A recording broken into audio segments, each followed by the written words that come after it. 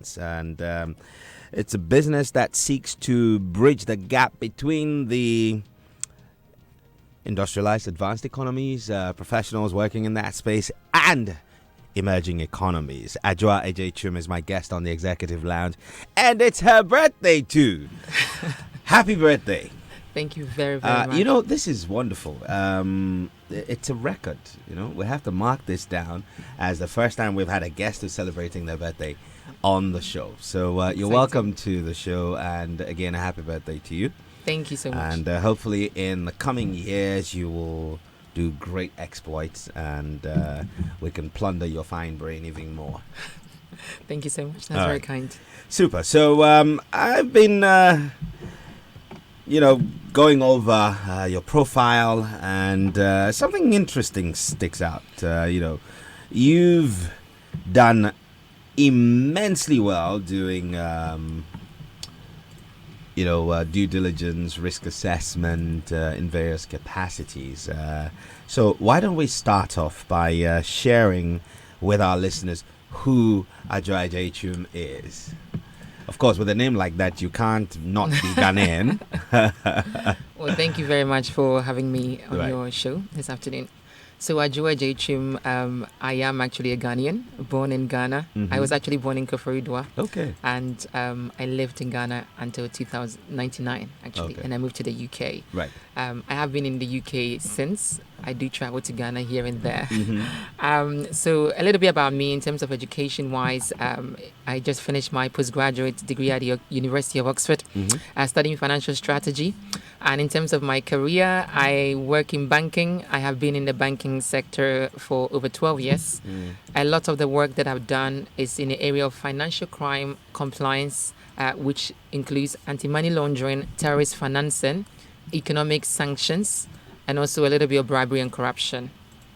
So that's my background. My most recent position is the Global Head of Training and Communications for Risk Control Self-Assessment at Barclays. Okay. So Wow. Thank you. And EBII Compliance, which I'm the founder and CEO of, was founded last year, so end of 2018. There was a problem that I felt the need that I could actually answer. And the problem is, working in the banking sector in the UK, there is some kind of a very negative perception that the banks in the UK have of Africa wide. And so a lot of the times where there is a business activity that relates to Africa, it's suddenly perceived very negative. We have a lot of risk indicators, and a lot of the countries in Africa is perceived high risk, which means that they will go above and beyond to verify the nature of the business and to really verify the risk involved and level of senior management approval. So it's something that was a burden, and I felt that we need to stop this. We need to find a way of changing that perception. Right. And that's how EBII Compliance was born. And I'm currently, I have my business partner, which is the University of Oxford Innovation Incubator Program, who's supporting the business currently. Wow. So I'm here in Ghana on the pilot. Okay, that's Thank you. interesting, and it's really good to catch up with you and to learn a bit about you. But why is it that what do you think accounts for the reason why a lot more scrutiny is done on when due diligence is being done on African businesses? A lot of the time, I'll say the perception. Okay, it's the first thing. So because they are perceived, Africa is perceived as high risk. In terms of the regulatory requirements in the UK, when you are doing due diligence on high risk, you have to do an enhanced due diligence, which means you're going above and beyond the usual due diligence that you do on a normal company. A lot of it also is due to the fact that, so the whole negative perception is due to the fact that, information, that availability, it's almost non-existent. So when you're doing searches on a company, it's very difficult to actually find the information that you need unless you actually travel and come on ground and figure it out. And that is very costly. So the banks in the UK will weigh out the cost benefit. What is the benefit? How much money are they going to make from this individual, from this company? Is it worth the level of investments and the level of the cost that it comes with when it comes to due diligence. Yeah. And if it's not worth it, they wouldn't take that extra risk. Whilst if you're doing due diligence on a company in the UK or in the US or other parts of the world, it's just a couple of minutes. You find all the information you need online. Connect with the right regulatory bodies to get the information that you need. It's very simple and straightforward. So that's my answer. Okay, that's pretty cool. I would like to extend this a little bit. I mean, you did say that businesses or banks would do an extended. What was the terminology you used? A kind of enhanced due diligence. Yes. See, it reminded me of a phrase that you hear. Enhanced interrogation. When you're of a certain persuasion or fit a certain profile, and you're entering a certain jurisdiction, or you're suspected of some crime of some sort. We do that usually also with politically exposed people, so the politicians. So if you're politically exposed and high risk business, so the businesses. nature of the business is seen high risk. So for example, diamond industry, even oil and gas is seen as high risk. So there are certain businesses that we've rated them high risk. And you do an enhanced. You would do an enhanced because they have a higher risk of corruption because of the nature of the business. And again, it's where the business is located. So if it's a Ghanaian business, but your suppliers are based in certain jurisdictions that the US or maybe the rest of the world or the UN is deemed sanctioned, or maybe country or primary money laundering concern. So there's a lot of human right abuse, or this money laundering risk there, or terrorism risk. Those will form those who play a part. So there will be all the different factors that you would consider when you are doing. Those factors will actually increase the risk of that company or that country. Fantastic stuff. Now, the interesting thing is I have observed, and there's something I really wanted to talk to you about. So in the 19th century, I was reading this Economist story recently about the sudden surge of interest in Africa. And that interest goes way back to the 19th century. Of course, this is a time where the colonists did take over a lot of the African territories, and then you had, after the East and West War or the World War II, then you had East and West vying for control over the continent. Lately, there's been a great interest in Africa by China, pumping in quite a substantial amount of money. I think in 2016 or 17, Hillary Clinton did complain. No, so it wouldn't be 17; it would have been earlier. It was in 2015 thereabout. She's said that African countries have to be careful when they deal with China. Because all China is interested in is Africa's natural resources. The cynic says, well, that's exactly what the rest of the world is interested in, including the United States. But if there's enhanced, don't want to say interrogation, due diligence, that's the one, yes. Why is that escaping me so much? But if there's enhanced due diligence for African businesses and people who are exposed, and the territory itself, every business in that area in the territory is looked at with a fine-tooth comb, why is China so interested? Does it mean that due diligence doesn't matter to them?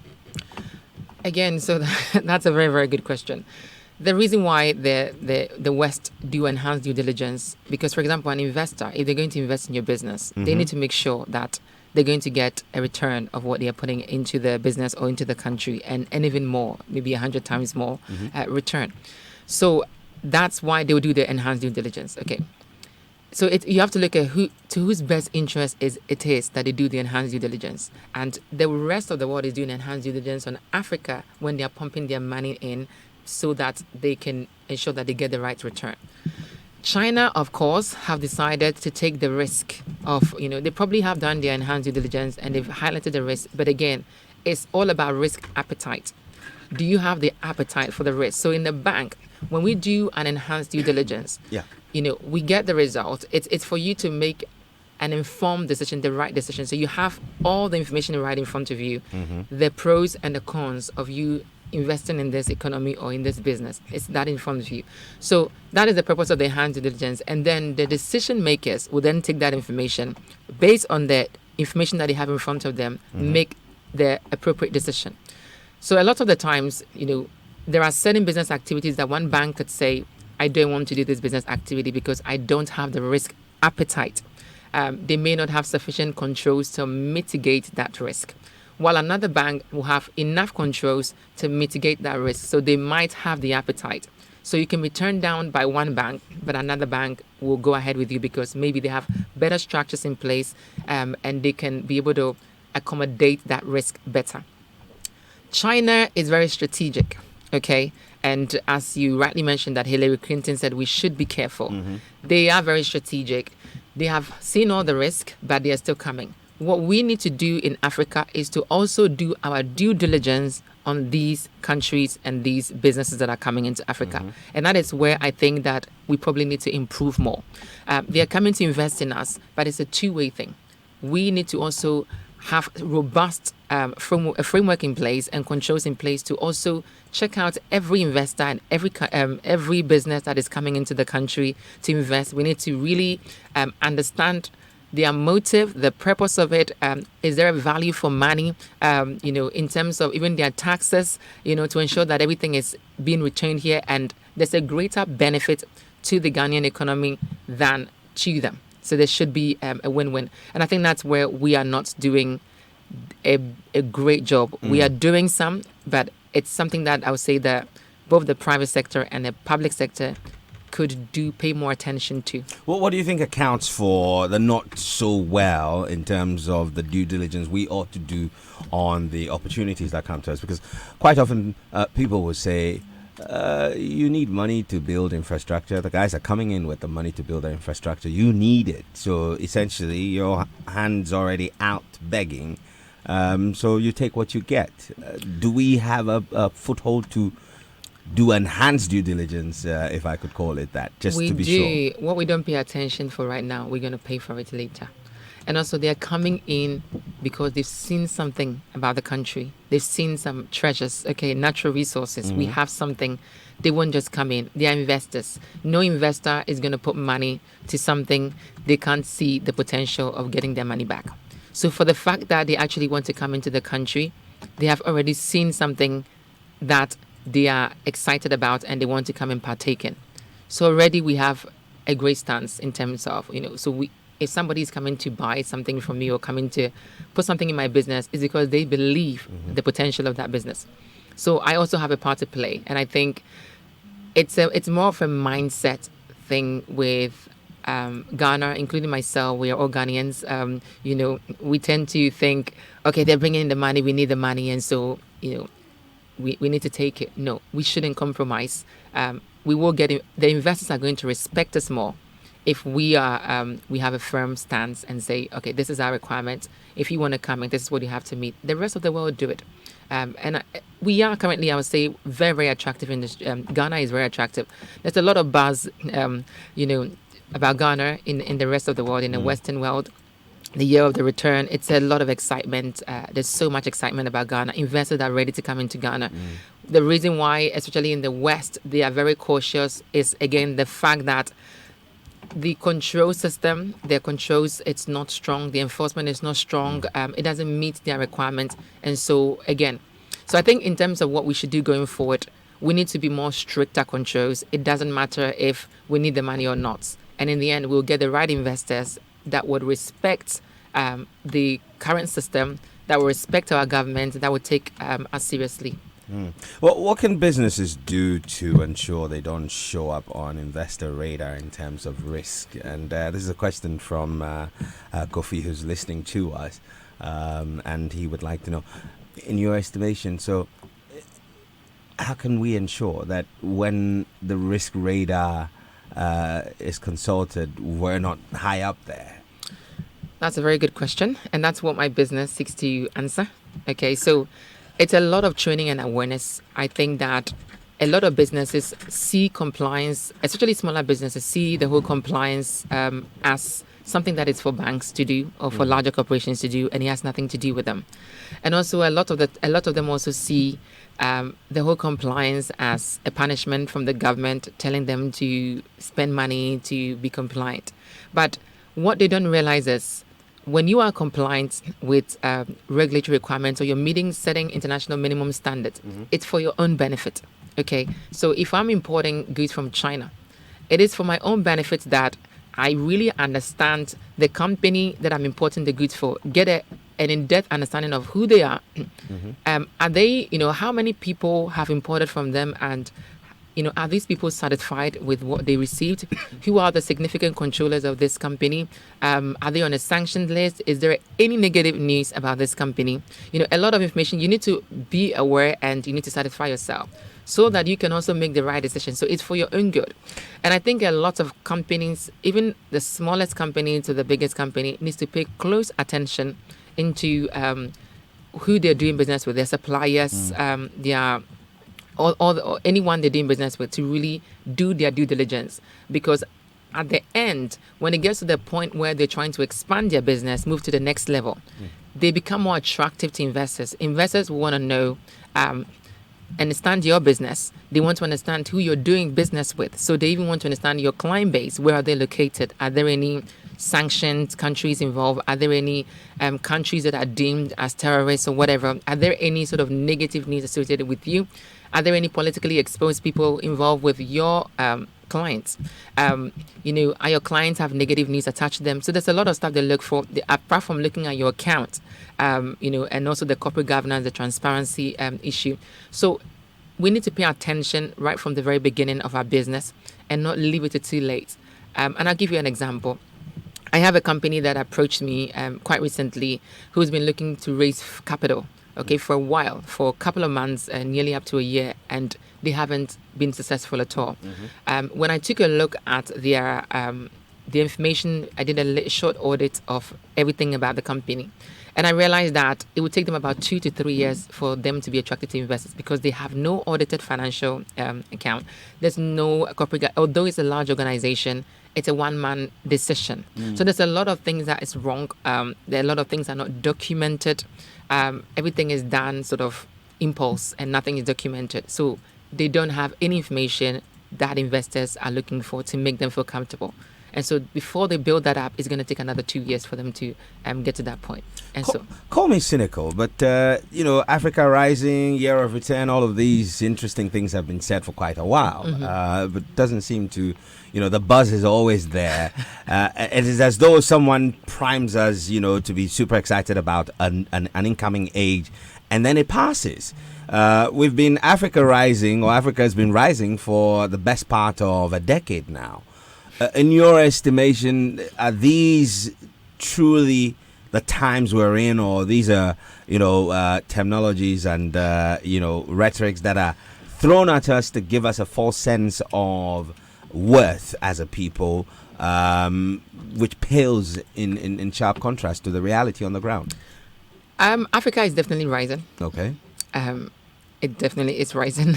If you look at the growth rates in a lot of the African countries, it is on the rise. If you look at the level of investment that is coming into the continent, it is on the rise.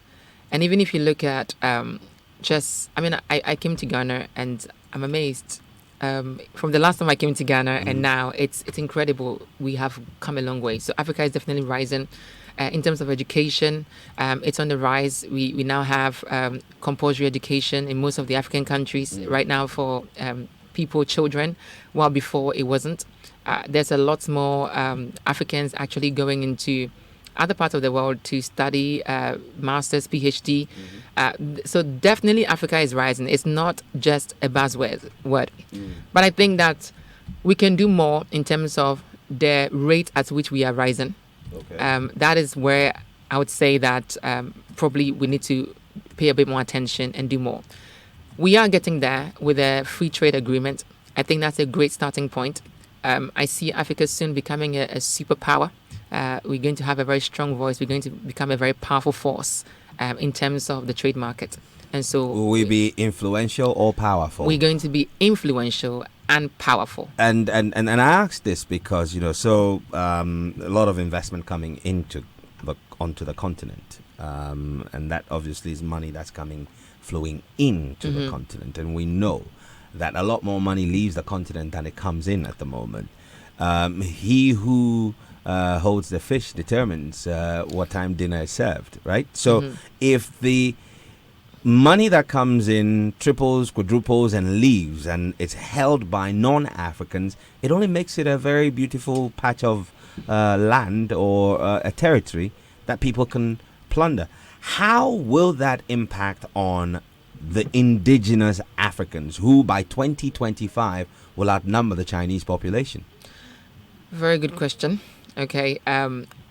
I did a research back beginning of this year and wrote an article really looking into this very situation in terms of the level of illicit outflow of funds that leave the continent and what the impact is. That is the case. We have a lot of money leaving the continent that is coming in. But I do also believe that the African countries are doing their best. Okay. If you look at Nigeria have a single sort of ID number that you need to open a bank account. And so the regulator can actually look at that number and track your banking throughout all the different banking banks across Nigeria. So that there is a lot of, they're doing their best, but then people always find a way around it to either use cash or use other means to sort of get the money across the border. I do think that it's a slower process. It's something that it's baby steps. It's a mindset thing. We haven't, we are, a lot of the Africans, we are used to finding the shortcuts. Okay. So because we are doing that, the outsiders will come in and they're doing the same thing because we ourselves are doing that. And that's what the issue is. A lot of my, what we're doing is a lot of training. And I always say that training, education, something that we need to start doing at a very young age with primary school, educating them about values, even about finances and about values in terms of the whole perception, the corruption issue, how we can change it. We need to educate them from childhood. And as they're growing into the system, we're going to have a new generation of Africans and leaders with a complete different mindset.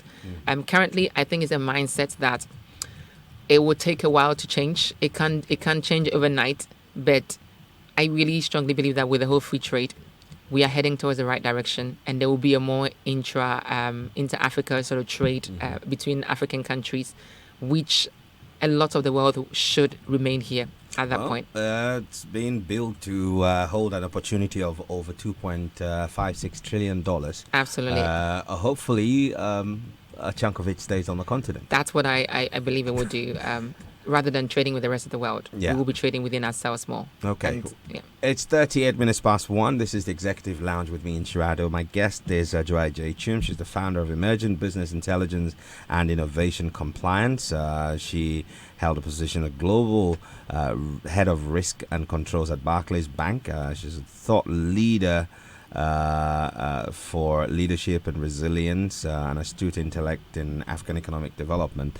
And she's been sharing her own thoughts about her belief that Africa indeed is rising, and it's not some rhetoric, but we do have certain things we have to do by way of our responsibility to good corporate governance and transparency, and that we need to have certain structures that make it easier and possible for us to interface with other potential partners across the pond and around the world. She believes that the investments that are coming into Africa, though are looking for profits, will leave us better off than before.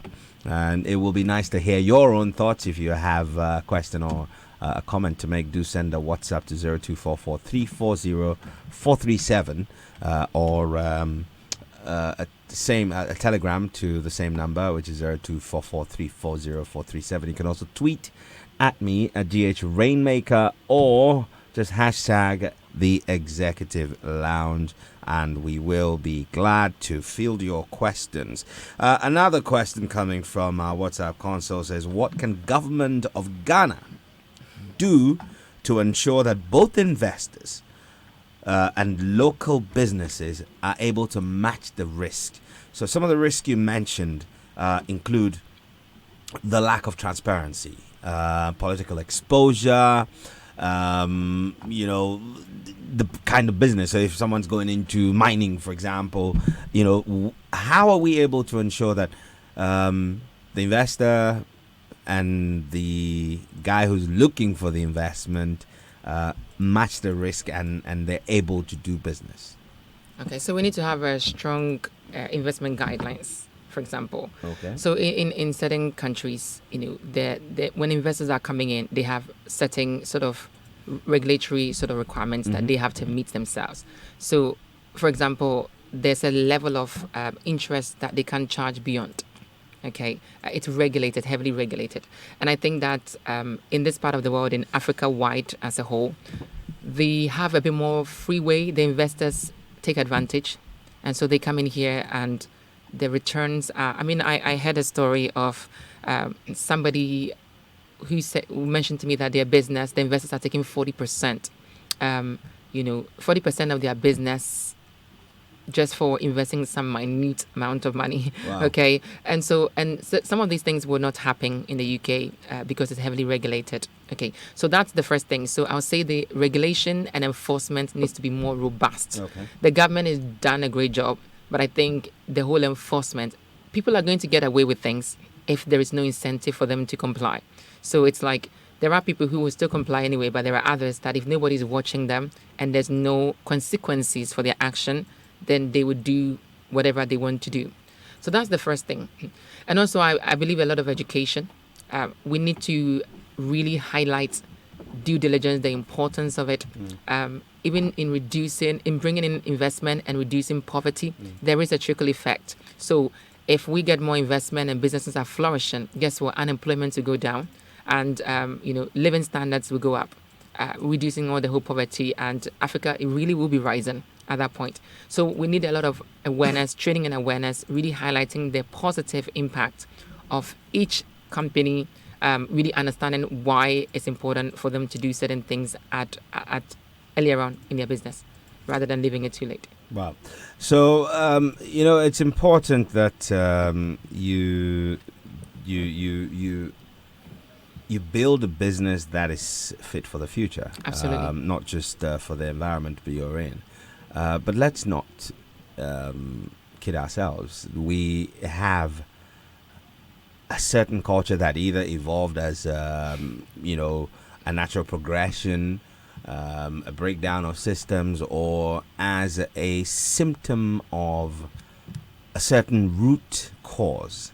So we do things a certain way. What you would call maybe people cutting corners is just actually finding ways to practically survive within an environment that does not give them certain things. How will we fix this problem without the understanding, the sociological understanding of the Ghanaians' mentality? Do you think that this prescription of due diligence will fit our culture? Rephrase the question. Okay, so it's my business. We have like you said, there's a big company that you audited. They have everything in place, except they didn't have their books audited, and decision making and everything in terms of the government governing structure was all rested with one person. Okay. Yeah. It's the way we are. How do we marry who we are culturally? And what due diligence requires of us, which may not necessarily be how we've always done things? So that's a good question. And a lot of other countries, actually even in the Middle East, have that problem. So when we're doing like due diligence on maybe some Arab countries, they in their culture, they're not used to declaring all their assets. They just keep it quite secret because they can't let the government know everything they have. And so we do have that problem. Okay. So there are ways around it, but I would say that when a country or a continent is a superpower, you have a better say. You can make the rules. So when Ghana becomes, or the African continent become a superpower, we can then decide and say, okay, we're changing the rules. This is what we're going to be put up with, and that's it. And you take it or you leave it. But at this point, I think we still need a lot of education and training and awareness, and over time will change. People begin to accept the importance of it. And I would say that it's not just important because of the government, but it's for you yourself and your business. Because of it will come back, and there's a later benefit also, or a later damage if you don't do the right thing. You know, it sounds like a bit of a chicken and egg situation, right? We need the investment, and so let's just say we have a few options where these investments will come from. Do you foresee us having, at this point, enough purchase to dictate what we believe, or negotiate what we believe will be value for money and will safeguard our future, as compared to, okay, you're so in need that you end up doing an ESOP and sell your birthright for a bowl of soup? We have enough say. If an investor shows an interest in you because they see something in you, okay, that's the first thing. So the minute an investor shows an interest in you, then you already have a say. And again, it's supply and demand. So if there are lots of people offering the same thing, and then the investors can then pick and choose, that's different. Okay. But I think in Ghana, we have certain things that, like the cocoa and a few other natural resources, minerals that the rest of the world don't have. So we will stand a better chance. So it really depends, again, on the supply and demand, and also our government, our laws and regulations. It needs to be. You know, the question of, let's focus on natural resources. Okay, so the little economics I've learned says that if you sell raw materials, you don't make as much as selling, value added finished goods.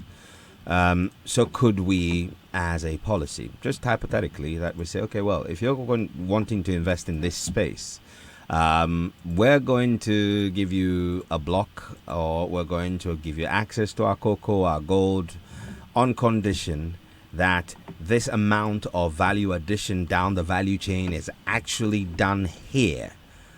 But at the moment, it's like, we need the money, we need the investment, so we will take what we want. What does it take for a country to develop the mindset at the policy level to say, we're not going to budge, even if it hurts us now? What do you think we ought to do to get there? I would say we need to look at other countries that are flourishing and have done certain things differently, and try to see where we can learn from. But again, it's all about, we have to change. I mean, you can't do the same thing every time and expect a different result. Okay, so we need to really look at other nations that have that better bargaining power, that have done things differently, even in China, even the rest of these Asian markets, and see what we can learn from. But something needs to be done for Africa to really rise. We need to change the way we're operating. And where would you ideally prescribe this change? In what context and at what level? Should it be citizenry? Should it be at policy level? In the politics? Where do you see this change most important happening? Where do you see this happening most importantly? So I'll see from the government have, on paper, the regulations are spot on. They're really great, So enforcement is the first key. People need to have an incentive. And again, like for us with EBI compliance, the reason why we've partnered with investors, okay, and we are giving that free introduction, like the introduction as a free benefit to our client, because we are one-stop shop.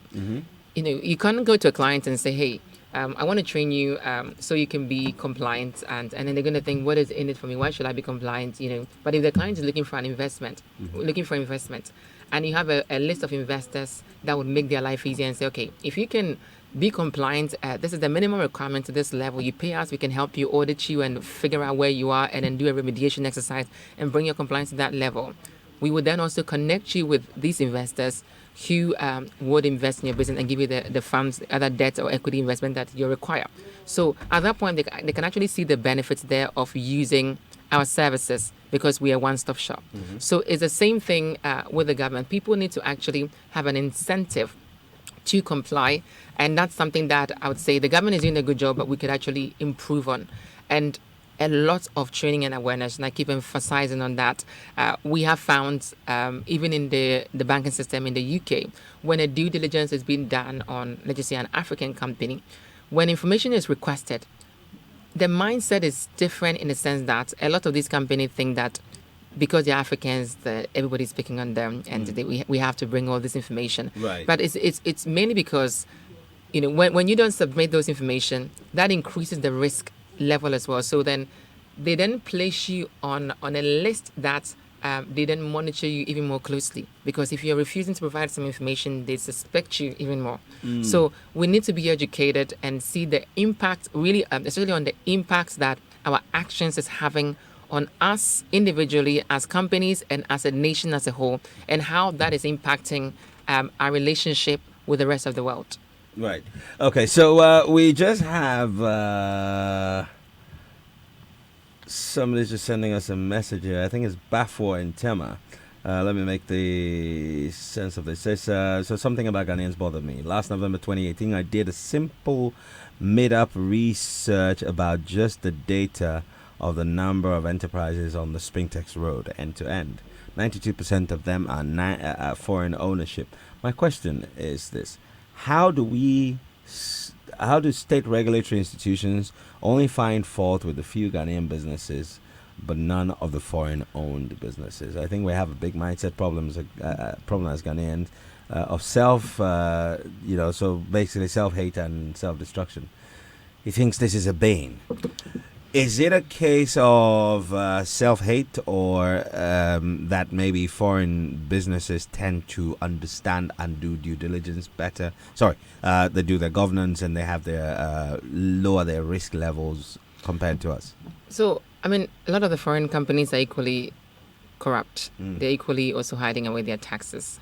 But I think they have a better understanding on how to do the due diligence and how to hide things. Okay. So they know the system and how to game it. Exactly. But also, I would say that with the Ghanaian businesses, with Africans, we tend to also believe what we are told from the West. So because the Western world sees a lot of the African businesses as high risk, and we're perceiving everything as high risk, there is that belief that because a lot of the Ghanaians also will probably use the same credit rating companies to also rate things here. They would use the same organizations that the Western world are using to actually determine the risk rating that they apply. I believe that's what we're using, all of us are using together as well. There might be a few other African ones as well, but it's the same thing. So, and again, also with the whole inter-African trade, we're not trading with each other. We suspect each other. So there's a big issue here, first of all,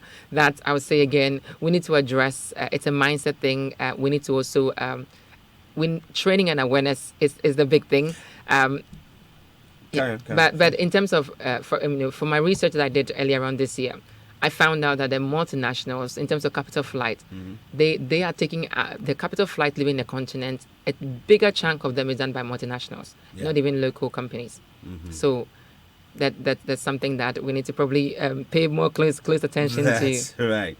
Well. Guess what? We're just 6 minutes away from the end of the show. We'll be wrapping up in a couple of minutes, and I can then play you a nice song to celebrate your birthday. Thank you. I think the final thing I'd like to ask of you would be, you talked about, that maybe we don't trust each other. And I would like to look at Africa as one big family, okay? And we live in this neighborhood.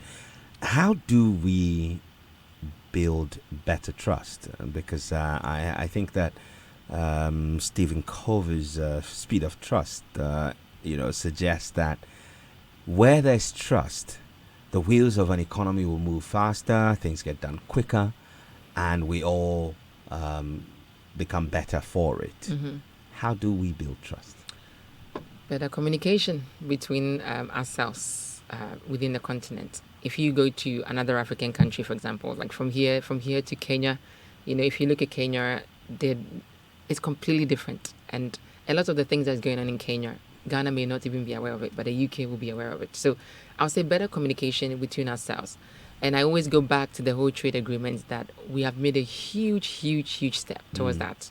And I think that things will get better in terms of Africa to Africa communication, trade, Okay. and so that's the first thing. Better communication, and that's the first key. And I Okay. think that's even with relationships, you have to communicate, and it's a conscious effort, you know. Yeah, and I won't even bring in the Ghana Nigeria situation. We have to make a conscious effort to just trust each other, And work at it. work at it. The EU did it, although we have Brexit, but I mean the EU did it. The Do US we really came- have Brexit? Will it happen? We're still watching that one.